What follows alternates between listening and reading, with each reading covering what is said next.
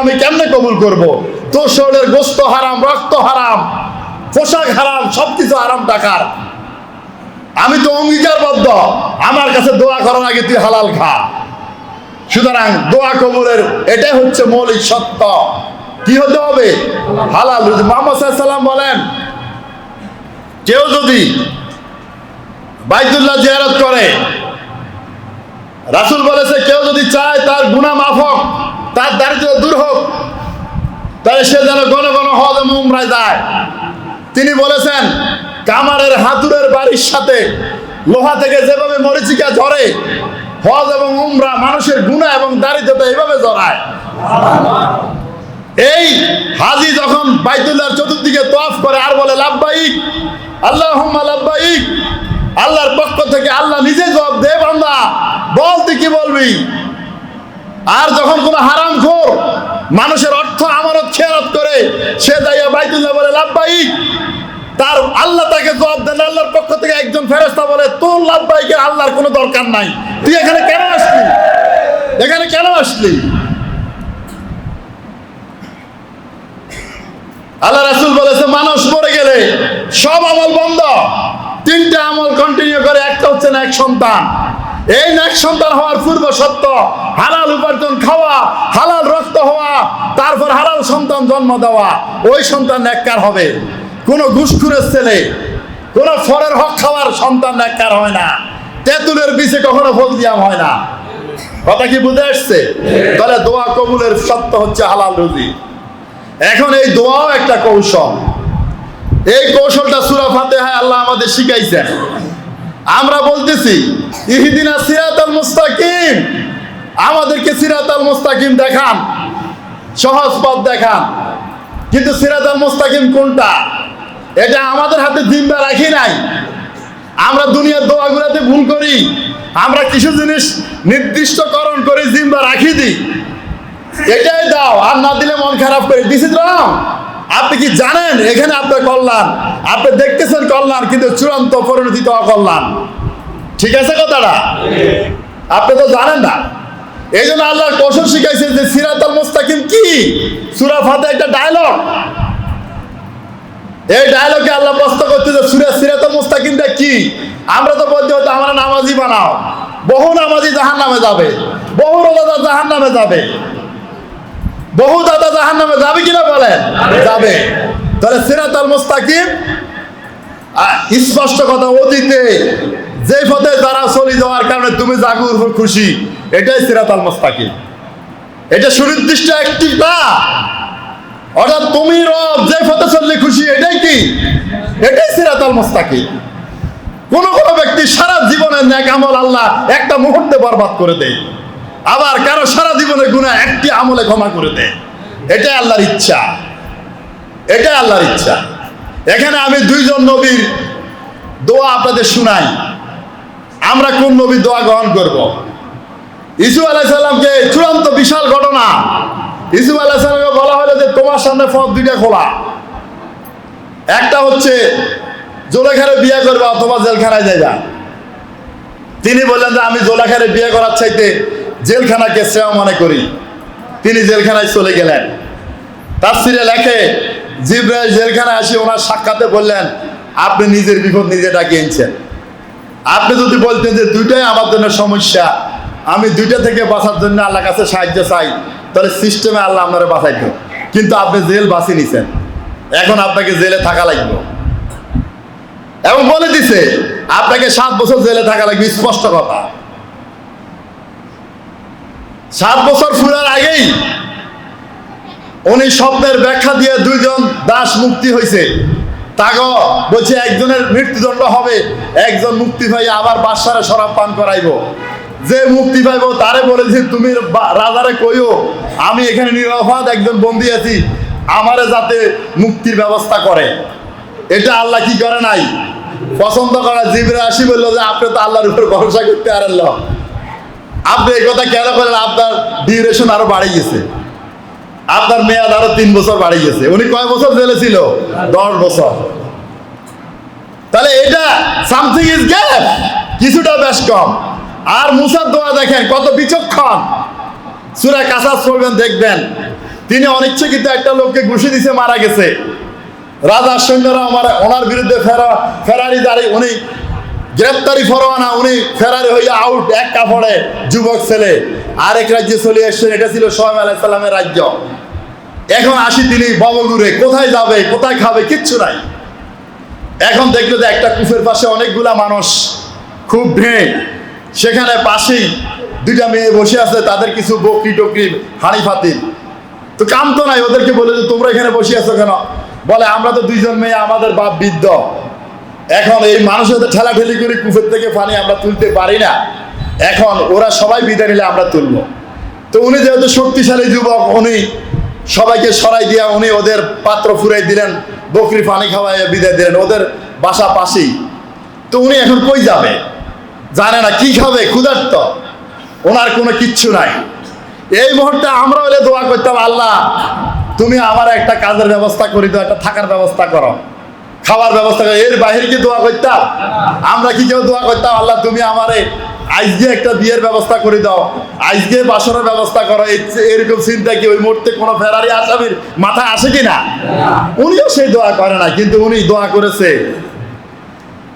রাব্বুল আলামিন এই মুহূর্তে তোমার পক্ষ থেকে আমার জন্য কল্যাণকর যা কিছু ফয়সালা হবে আমি তার মুখাপেক্ষী। শেষ, এক কথায় সব শেষ। উনি কয় না আমারে খাওয়া দাও, উনি কয় না আমার থাকার ব্যবস্থা করো, আমারে জব দাও, আমারে বিয়ের ব্যবস্থা করো, কিচ্ছু বলে নাই। বলছে তোমার পক্ষ থেকে এই মুহূর্তে আমার জন্য কল্যাণকর যেটা যাই ফয়সালা হবে আমি তার মুখাপেক্ষী। রাব্বি ইন্নী আনজারতু আলাইহিম মিন খাইরিন ফাকির। খাইরিন, তুমি যেটা তুমি খাইরুন কল্যাণকর ফয়সালা করবা, এটার আমি কি মুখাপেক্ষী। ও আমার রব, রাব্বি কত দয়াময়, রাব্বি, রাব্বানা আর রাব্বি, রাব্বি মানে আরো কাছে, ও আমার প্রভু একেবারে কাছে, তুমি যেটা ফয়সালা করবে আমি তার মুখাপেক্ষী। এর কি ঘটলো দেখেন, একটু পরে মেয়ে একটা আসি, বলে যে আব্বা আপনারা ডাকছে, কি জন্য? এই যে আমরা আমাকে উপকার করে দিচ্ছেন, হয়তো আপনাকে কিছু হাদিয়া দোফা দিব। তো সোহাইব আলাইহিস সালামের বয়স্ক ওনার কাছে সব ঘটনা শুনলো। উনি বলে ফেললো যে কি কারণে, কোথা থেকে আসছে? বলে তুমি এখন নিরাপদ, এটা আর ফেরাউনের রাজ্য না, তো তুমি আর কই যাবে? আমার তো দুইটা মেয়ে আছে, একটা মেয়েকে তুমি বিয়ে করো, দেন মোহর হলো তুমি 8 বছর এখানে থাকতে হইব, আমার কাজ করতে হইব, আর 10 বছর করলে ভালো কথা, আর আমাদের রাজত্ব সব দেখবা। এখন রাজ্যও পাইলো, রাজকন্যাও পাইলো, গ্যারান্টি হইলো, খাওয়া তো হইলো, জামাই হইলো, রাজ জামাতা হইলো, এক দোয়ায় সব হইলো। এরকম দোয়া করেছেন ইয়াকুব আলাইহিস সালাম। ইয়াকুব আলাইহিস সালাম যে এলাকায় ছিলেন ওই শাসক ছিল মুশরিক। ইয়াকুব আলাইহিস সালাম তার মামাতো বোনকে বিয়ে করেছেন। মামাতো বোন ছিল ওই শাসকের একটা এলাকার লোকাল গভর্নর। সেখানে ইস্তার দেবতার দৌরত্ব ছিল, সেখানে পাওয়ার ছিল ব্যালেন্স, একটা ছিল দেবতাদের পুরোহিতদের, একটা ছিল রাষ্ট্র ক্ষমতা, দুইটার ভারসাম্য। যেভাবে খ্রিস্টানেরা যখন দুনিয়া চালাইছে ইংরেজরা, তারা পাদ্রীদেরকে এভাবে পায়ের উঠে দিত, তারা পাদ্রীদের নির্দেশনা দেশ চালাইতো। এই যে আজকে ইংল্যান্ডের রানী, তিনি কিন্তু পার্লামেন্টের এমপিদের ভোটে হয় না, তাকে তারা দেবতার অবতার মনে করে, অবতার, বুঝছেন? আমাদের প্রেসিডেন্ট পার্লামেন্টের মেম্বারদের ভোটে হয়, কিন্তু ব্রিটেনের কোনো রাজা রানী তাদের ভোটে হয় না, তারা বংশ পরম্পরায়, এটা কিন্তু ধর্মীয় বিধান, তাদের বিধান। তো এই ইয়াকুবের মামা এবং শ্বশুর, উনি ওনার পরপর 2 মেয়েকে বিয়ে করেছেন। তখনকার শরীয়তে এটা বৈধ ছিল। যখন ইয়াকুব নবুয়ত প্রচার করতেছে, এখন কিছু লোক মুসলমান হয়েছে। ইস্তার দেবতার পক্ষ থেকে পুরোহিতগণ ইয়াকুবকে প্রেসার দিলেন, তোমার বাগিনা এবং জামাইকে থামাও, সে তো দাওয়াতি কাজ করতেছে, কিন্তু আমরা তাকে ফাঁসি দেব, কিন্তু পাইতেছি না, তুমি শাসক, তোমার বাগিনা। এখন আজকে যেদিন ইসুফ আলাইহিস সালাম দুনিয়াতে আসবে, সেদিন প্রসব বেদনা শুরু হয়েছে। সেদিন দাই আসি ইয়াকুবকে বললো যে তোমার মেয়ে, তাকে বাঁচানো যাবে না, নবজাতক শিশু এবং মা দুজনেরই মৃত্যু হবে। এটা কারণ হচ্ছে ইস্তার দেবীর অভিশাপ। তোমার জামাতা ইয়াকুব যে একাত্মবাদী খোদার পক্ষে বলে, এটা হলো তার অভিশাপ। এখন ইয়াকুবের মামা দেবতার পুরোহিতের কাছে গেল, যা আমার মেয়ের জন্য তোমরা দোয়া করো। বলছে না, সে মারা যাবে, তোমার মেয়ে এবং বাচ্চা মারা যাবে, কোনো লাভ হবে না, কারণ তোমার মেয়ের স্বামী মানে তোমার বাগিনা সে দেবতার সাথে বেয়াদবি করেছে, সে একত্ববাদ খোদার প্রচার করে। এখন তার মামা আসি বাগিনা তথা জামাইকে বর্ষনা করলো, বলো তুই তোর খোদাকে যাই বল আমার মেয়েকে বাঁচাইতো। আজকে দেখি তোর খোদার শক্তি বেশি নাকি ইস্তার দেবীর শক্তি বেশি। এটা ছিল নবুয়তের একটা টার্নিং পয়েন্ট।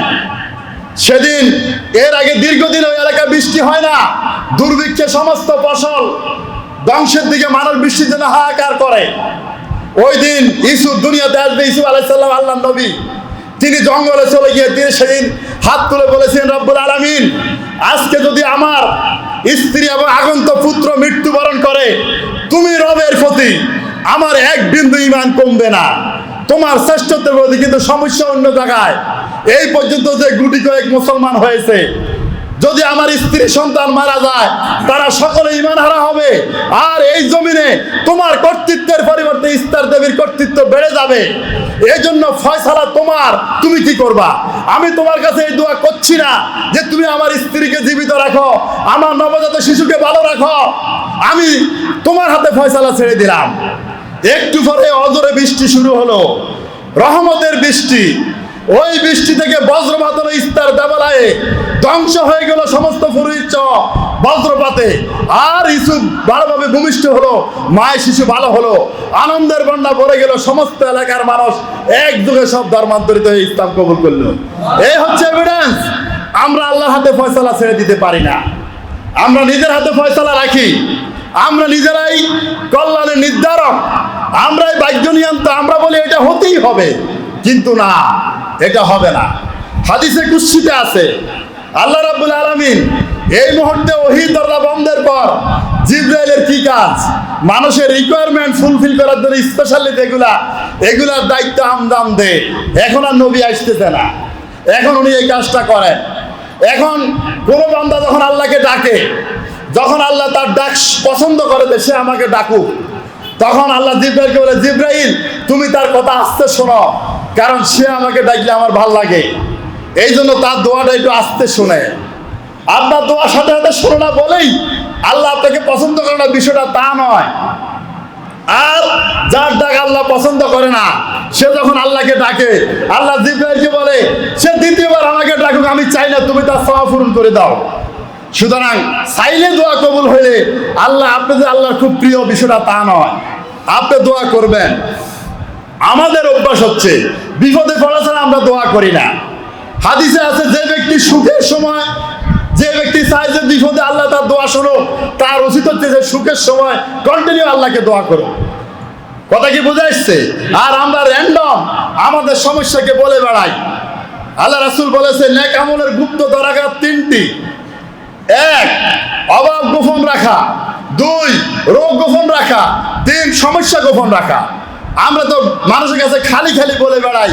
কেউ জিজ্ঞাসা করলে কেমন আছি, আমাদের কষ্ট লাগে আলহামদুলিল্লাহ বলতে। আমরা বলি ভাই আছি কোনো মতে, আমার তো প্রেশার, ডায়াবেটিস, খাইতে পারি না, এই সমস্যা, দুনিয়ার কাহিনী, ঋণ। এই যে হেরে এতগুলা কথা বললেন, সে কি আপনাকে 10 টাকা দিল? রোগ শুধু ডাক্তারের কাছে বলবেন, আল্লাহে কারো কাছে বলবেন না। সমস্যা শুধু তার কাছে বলবেন যার দ্বারা কিছু লাভ হবে। সমস্যা একজনের কাছে বলেন। মুহাম্মদ সাল্লাল্লাহু আলাইহি ওয়াসাল্লাম বলেছে, এই বান্দা, তোর যদি জুতার ফিতারও দরকার হয় তুই রবের কাছে বল, রব্বুল আলামিনের কাছে বল। এই হাদিস শোনার পর দিন, কয়েকদিন পরে আবু বকর রাস্তায় হাঁটতেছে, তার জুতার ফিতা ছিঁড়ে গেছে। তিনি জুতা 2 জোড়া আকাশের দিকে তুলে বলে, রব্বুল আলামিন আমার জুতার ফিতার তুমি ব্যবস্থা করে দাও। এটা হচ্ছে সাহাবীদের একই। জুতার ফিতার সাথে তুচ্ছ জিনিস কম মূল্যের আজকের বাজারও পাওয়া যায় না। এরকম একটা তুচ্ছ জিনিসের প্রয়োজন হলে কার কাছে চাইবেন? যত সমস্যা গভীর রজনীতে উঠে যাবেন, সেজদা করবেন, আল্লাহর কাছে হাত তুলে বলবেন। এই দোয়া এমন একটা জিনিস, এটার জন্য ওযু লাগে না, গোসল লাগে না, এটার জন্য কিবলার দিকে হওয়ার দরকার নাই। দোয়া হাত তুলে করলে হয়, হাতটা তুলে করলে হয়। সারাক্ষণ দোয়া করেন। আর এই দোয়া শুধু নিজের জন্য করবেন না, এত বখিলি করবেন না। দোয়াতে মানসিক ব্রডনেস রাখেন। আমাদের দোয়া তো হচ্ছে অন্যরকম। আমরা শুধু নিজের জন্য করি আর কারোর জন্য করি না। আমাদের প্রতিবেশীর জন্য উল্টাটা করি। আমাদের প্রতিবেশীর সাথে আমাদের সম্পর্ক কিরকম? একটা গল্প আছে। এক ব্যক্তি এক দৈত্যের সন্ধান পাইল। দৈত্য তাকে বলল, তুমি আমাকে যাই হুকুম করবে আমি তোমারে তাই দিমু, তবে তোমার প্রতিবেশী যার সাথে তোমার দুশ্মনী তারে এর দ্বিগুণ দিমু। কয় তাহলে তুমি আমার একটা চোখ কানা করে দাও। কইটা কেন বললা? কত তুমি না বলছো আমার প্রতিবেশীকে দ্বিগুণ দিবা, তাহলে তার দুইটা চোখ কানা হবে, আমি তো বাকি এক চোখ দিয়ে দেখতে পারবো, সে তো কিছু দেখতে পারবে না। এটা হলো আমার ছাওয়া। এই হচ্ছে আমাদের দৃষ্টিভঙ্গি। অথচ আমার রাসূল শিখাইছে তোমার প্রতিবেশীর জন্য তুমি চাও, তোমার আত্মীয়ের জন্য চাও, তাদেরকে আল্লাহ দিলে আল্লাহর জন্য ওয়াজিব হয়ে যায় তোমার জন্য দেওয়া।